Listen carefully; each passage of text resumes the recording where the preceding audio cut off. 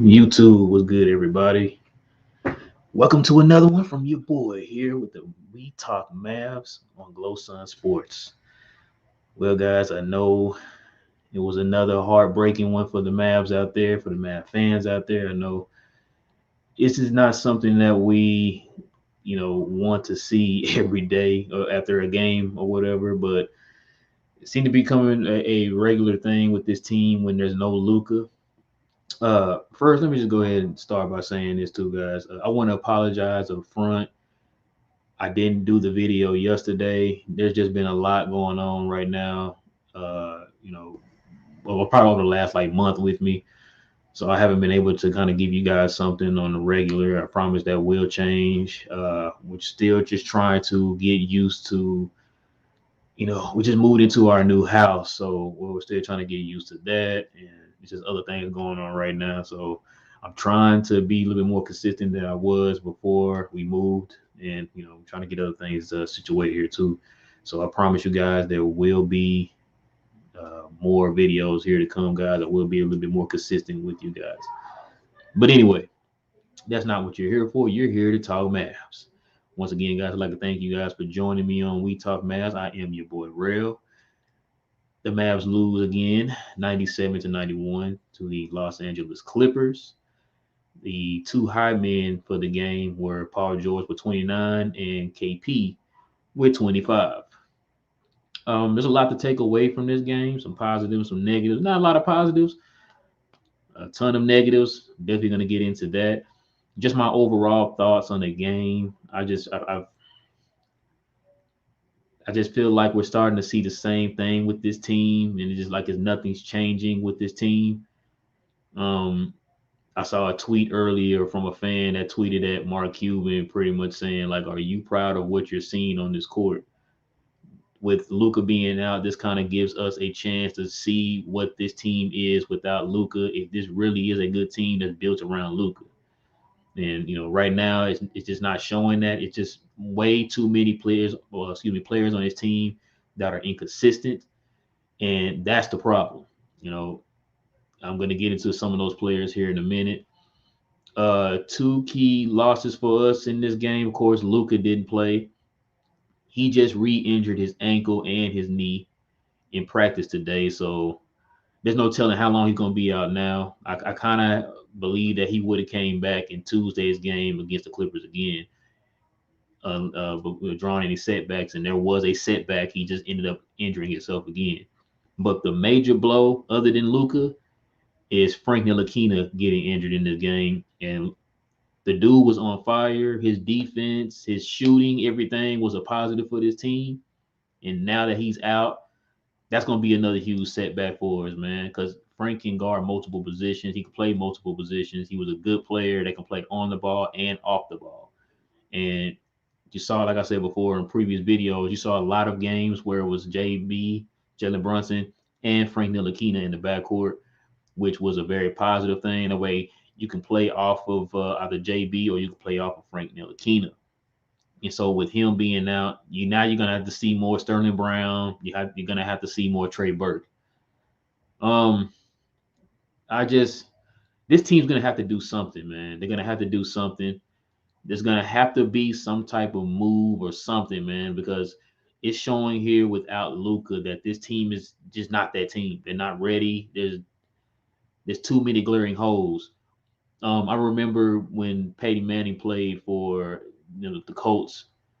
He was like that, kind of like that blanket that covered up all the trash on the ground. And this is kind of what Luca is. It's like Luca is that blanket. He just covers up a lot of deficiencies on his team. And now that he's not there, a lot of it is showing. Like I said, there's too many inconsistent players on this team, and I'm about to get into that right now. One of them being Reggie Bullock. The dude had the nerve to have sharpshooter on his shoes, but you go 0 for 2 in 31 minutes.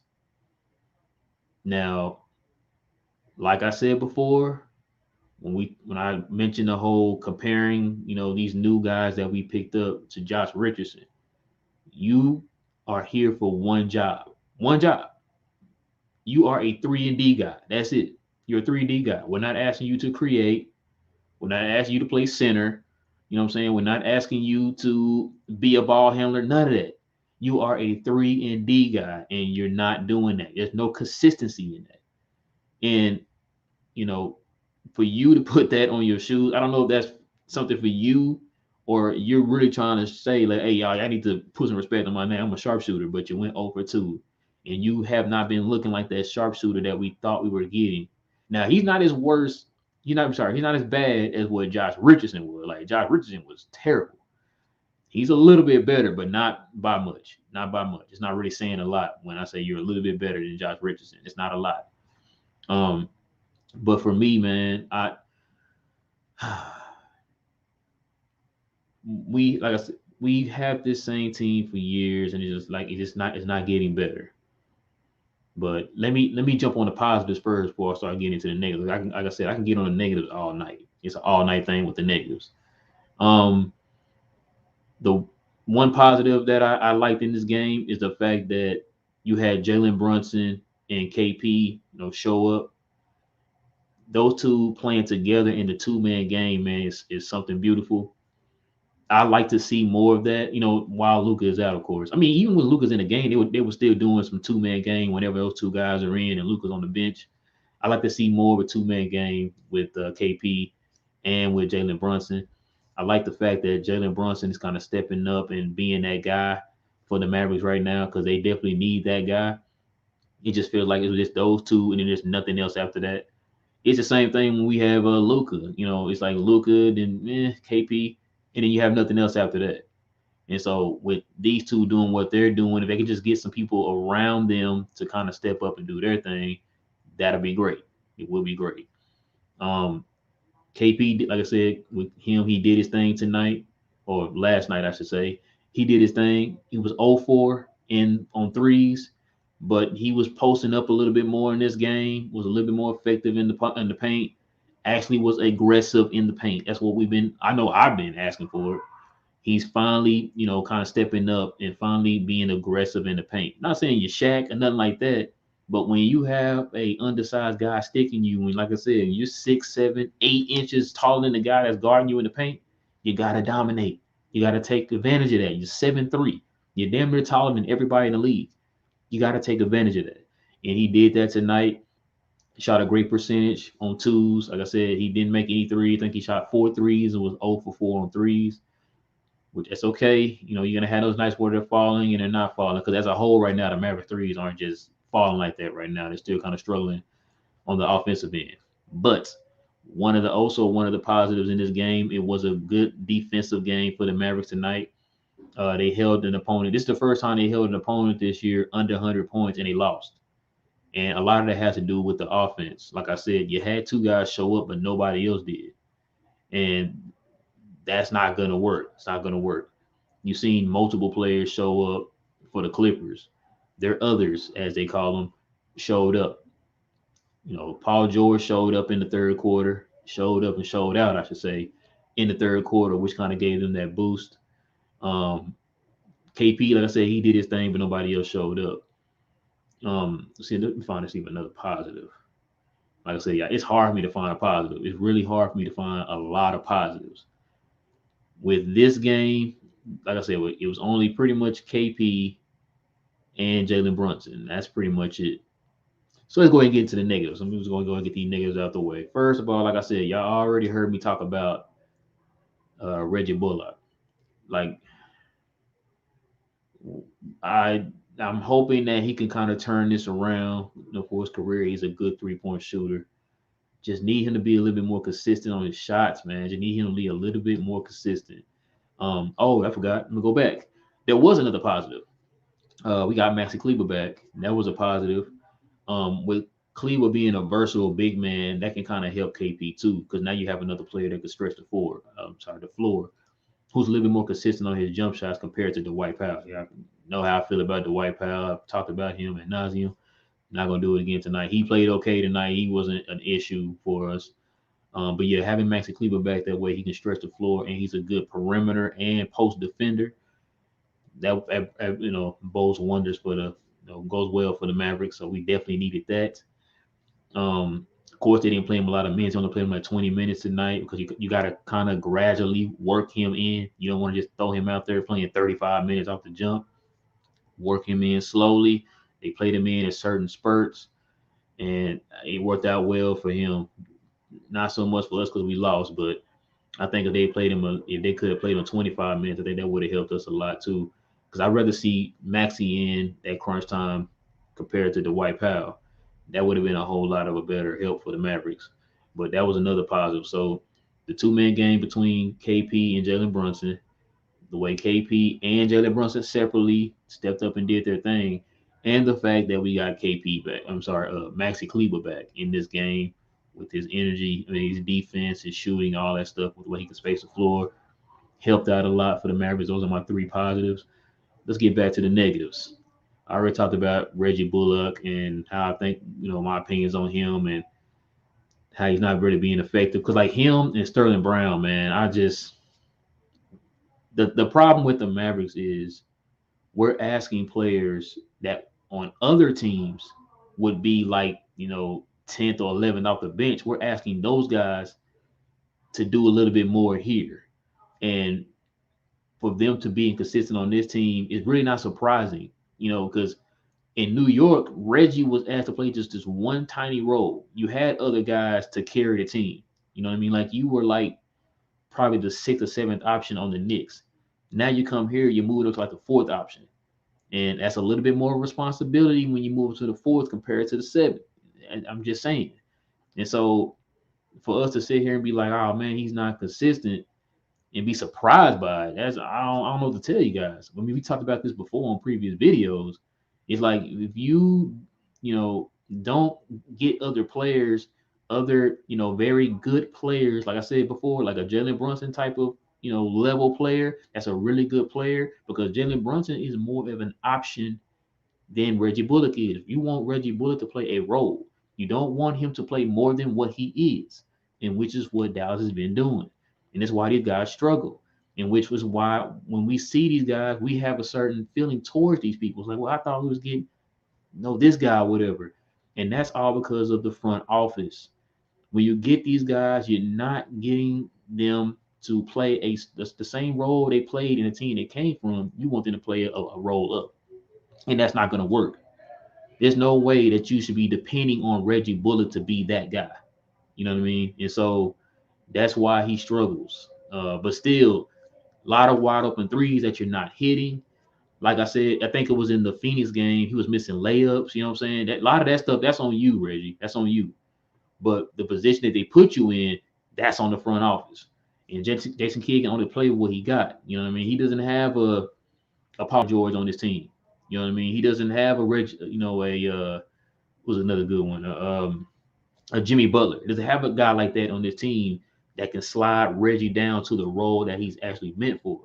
So that's why you have, Reggie playing a higher role. And so that's something they have to work on. But I just feel like Mark Cuban is so in love with this team that he's not going to make that move. And that's the frustrating part about the whole thing. And as a Mavs fan, why be invested in something that is not going to get any better? It's just like the definition of insanity. You know what I mean? It's like you keep doing the same thing, especially expecting different results. I know y'all saw the tweet that I posted on one of the videos, a few weeks ago of our former assistant coach, Coach Silas, who's now the coach for the Houston Rockets. When Tim McMahon asked him, like, is it kind of weird looking over to the bench and not seeing Rick Carlisle over there? He was like, no, the weird thing is seeing the same starting lineup for the last 4 years. And that's the part that we're dealing with right now as Mavs fans. It's like you do a lot of promising, but we're not getting that promise. We're not getting anything in return.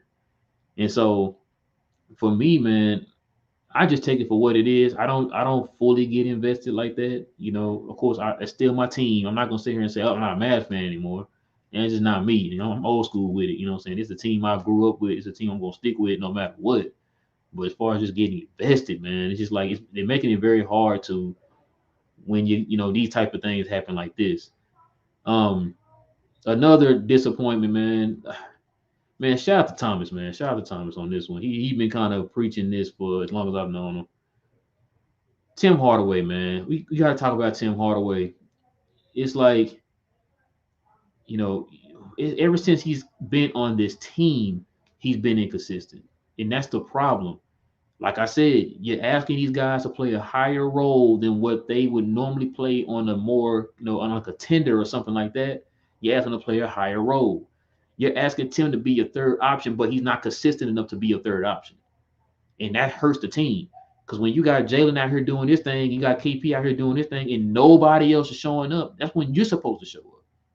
You show up you might show up tonight, and then don't show up again for another week. Like that. What game was it? He got hot in the Phoenix game. You did good in that game, but where were you at tonight? Where was that hotness at tonight? Because you held the Clippers to 97 points. You held them to under 100 points. If you had got hot like that, along with what JB contributed and KP, you probably would have won the game. But you go 2 for 12. And this is the issue that we were having before. I know, like during the offseason, like when the rumors were like he was gonna go to Miami. I'm not gonna lie to you. I was like, hey, look, I'm not gonna lose his sleep if he decides to leave his team. You're just too inconsistent, and that's the problem. It's like now we're paying you all, $78 million for what? You know what I mean? For that much, you are supposed to be coming out here and giving me consistently giving me 17 or maybe 18. You're not doing that, and that's the problem. And it's like it's just the same song and dance with this team, man. This is like, it just seemed like to me, man, the overall offseason, this just was not. We already said like it just wasn't an offseason. Everybody was like gonna run and tell everybody, you know what I'm saying, and tell your mom and your dad and your friends and your cousins and everybody man about this. Oh man, this Mavs offseason. We already knew that it wasn't a great offseason.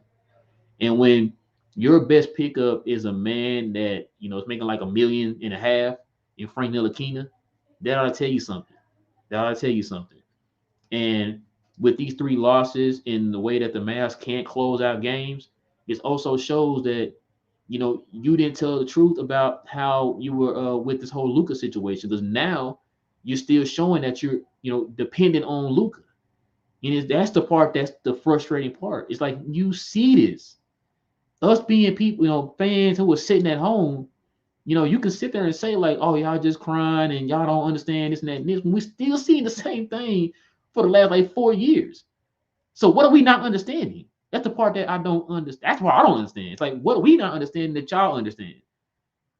And like I said, I'm not gonna get fully invested like that anymore with this team. Like I said, still my team. It's still my team. I'm not gonna just completely. You see my gear. I'm a Mavs fan. I'm a Mavs fan, but I'm a realist too. You know what I mean? I'm not one of these fans that's gonna sit here and be like, oh, okay, you know what? I mean, they're still good. They're still good. They did go to, they did take the Clippers to 7 last year. And this is like, you know what I mean? Like you hanging on to that. Ooh, they took them to 7. They took the Clippers to 7. They took the Clippers to 7. But did you watch the games though? Did you watch the games? It wasn't the team that took them to 7. There's really one guy that took them to 7. And with that one guy, all we heard all offseason was it shouldn't be that one guy. But we've seen in these 3 games that he's not playing that it is still that one guy. And that's the issue. And if you don't, as a Mavs fan, if you don't think that that's an issue, that just put it all on Luka, it's not a big deal. Ask the Rockets how that turned out. You put everything on James Harden's shoulders, and look how that turned out. Where's James Harden at right now? Is he still with the Rockets? Now he's off to another team playing with another superstar, and that's what's going to end up happening if you do not get this man help. Now remember, his supermax kicks in next summer. So now you're going to have a guy making over 30-something million in Luka and another guy making over 30-something million in KP and a guy that's damn near making 20 in Tim Hardaway. Now, with those 3 players being your 3 highest players, does that give you confidence that this team is going to make that step or that leap to be a contender with those 3 guys being your highest? No. Because guess what? You had those 2 guys for the last 3 years. And what has that gotten you? Tim Hardaway has not been consistent since he got here, and he's still not consistent. This is what he's been his whole career, inconsistent. He's a streaky scorer. That's what he is. And you paid this guy as if he was like a CJ McCollum or somebody. CJ is way more consistent than Tim Hardaway is. And that's the issue. You fall in love with these players, man, instead of just being real with yourself. It's like, listen, man, Tim, I love you, but we need a guy that's going to be a little bit more consistent and help Luke out. Because I know y'all heard me say before, the Chicago Bulls literally did everything that we should have did, and now they're in a better situation. Spencer Dinwiddie is balling right now with Washington. They didn't want to sign him. DeMar DeRozan, you didn't want to sign him. And look what these guys are doing. Both of their teams are in better situations than what our team is in right now. So just think about that for a second. It's like if these teams, like I said before, these teams are making the moves to put their teams in better position. But our team, you staying packed as if like you did not watch the playoffs at all. It wasn't the team that pushed the team to 7. It was one guy. One guy who had to score 30 points in every half to put us in position to win. And that's the problem. But I know I went off on a little rant there. I'm sorry. I just, like I said, it's a little frustrating on as far as like how this team is constructed, how this team is ran, who's up top, who's running it, who's making the decisions. Y'all already know who's making the decisions. And it's like he just, like I said, it's feeling like Jerry Jones and the Cowboys all over again to me. But I don't know if you guys have any comments or any questions. Nothing's popped up yet. So I finally learned how to do the comment thing, guys. So if you guys have any comments or anything like that, you guys can go ahead and post it now. Questions, comments, like what do you guys feel like this team needs to do? Or do you feel like it's not going to happen with this team unless Marquis would sell the team or something? Just whatever you guys are thinking. Like, what's on your minds? Go ahead and let me know. Because for me, man, I'm like I said, I'm just getting tired. And of course, I'm watching the games, so I can go ahead and give you guys my intake on the games and let you guys know what I think. Here for the channel, I am the Mav guy, so I'm here to talk Mavs with you guys, but it's not easy. And I feel like too because we hang on to, I mean, rightly so, we should, but we hang on to the 2011 team too much. It's like, well, look what the 2011 team did. We get to do the same thing. It's like people don't understand. In 2011, nobody picked us to win a championship that year. We got picked to get bounced out the first round because of the previous 5 years before that. We were getting bounced out the first round. And so whenever you hear people use the example of 2011, you got to tell them to stop. You can't fool me anymore with the 2011 talk. Because nobody in the history of the sport thought that the Mavericks were going to make it to the finals that year. I mean, us as fans, we hope they did. But if you be real with yourself, nobody's like, oh, you know what? Dallas got this. No, nobody thought that. And so when I hear these people comparing the Mavericks, this team, or trying to build it or compare it or whatever to the 2011 team, I'm just like, bro, I don't want to hear that, bro. I don't want to hear that. Because we caught lightning in the bottle that year. We happened to get hot that year. Dirk got hot that year. And it just kind of was a snowball effect to the point that we won a championship that year. And like I said, it's to the point, like I said, I don't want to sit there and just invest like that anymore because I don't want to get my hopes up, when I know that it's not going to come out positive. So now, all we can do right now is just, wait until Luka get back. That's pretty much all we can do because the team is built around Luka. Luka is the engine. He's the battery in the remote. That's all we can do. Hope that the chemistry that Luka and KP had can continue when Luka comes back. Now, like I said, it's kind of hard to tell when Luka is going to come back because he just re-injured his knee and his ankle. So there's no telling when he's going to be back. There is one positive, I guess, we can talk about. The fact that Dirk's jersey retirement now has an official date, January 5th.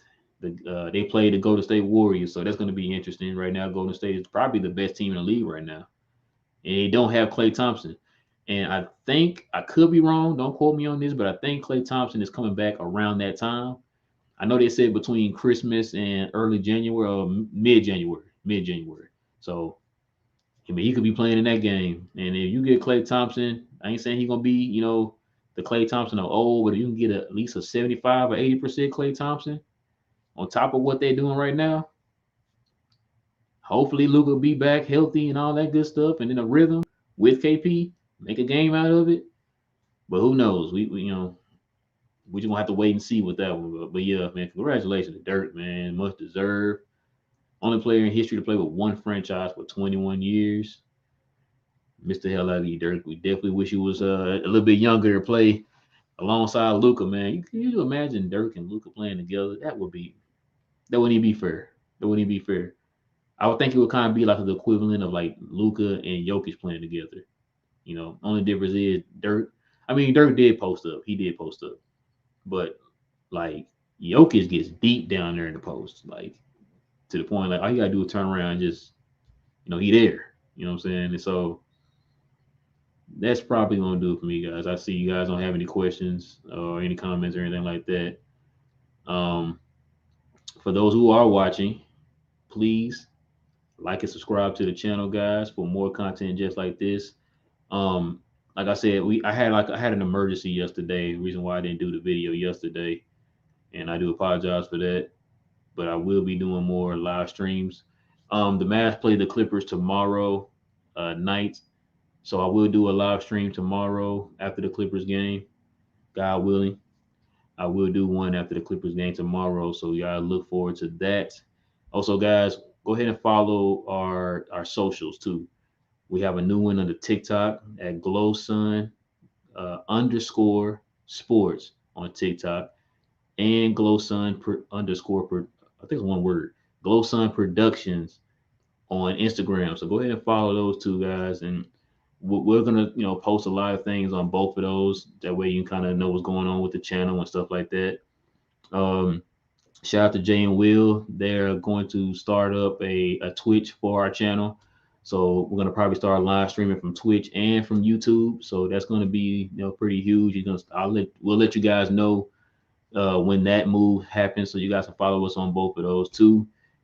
Guys, please tell your friends, tell your families. You know, Go ahead and follow our channel. We're still trying to grow. We would like for you guys to grow with us. You know, come along with us on this journey. We're definitely trying, guys. We're not full-time YouTubers, so if we are not as consistent as some of the other YouTube channels, like say the ESPN or Fox, I apologize for that. That's those guys' job. We still have jobs that we go to every day. I know for me, I know you guys can tell by my eyes, I am tired, guys. This has been a long month for me. I'm trying to hang in there, trying to give you guys the content while also juggling my real life. So, but that's going to probably do it for me, guys. Please also subscribe to the channel and like this video.